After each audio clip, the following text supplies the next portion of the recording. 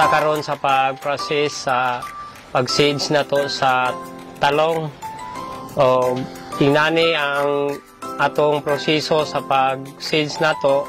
Kani atong gihimo karon sa pagsimilya na to sa talong, inani ang mga proseso. Kinahanglan nato una ang yuta, limpyo nga yuta nga walay mga sakit-sakit dayon. Pareha karon sa ako ang paghimo nga ang akong himuon organic nga vermi.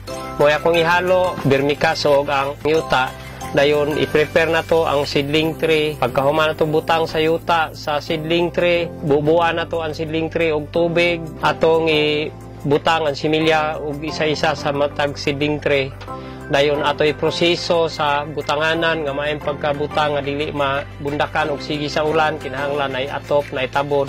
Dayon ang turok ato na po siyang kuhaan og tabon, preserve na po nato ang init, ipakita ito gamay ang adlaw, dayon imo lang siyang bubuan o hinanay sa ligadira nga tubig. 10 days, gikan pag similya nimo, murag dagko na gamay ang imong similya, diha na nimo siya ipabuylo sa init ug ang ulan kung magwanta na niya. Nani ang kalayo, starting sa tanom na ko sa talong. Muna siya kalagyo nga kung tanom sa talong. Karon makita niyo unsaon ang process na ano din. Dinhinaan ako ipambutang abuno.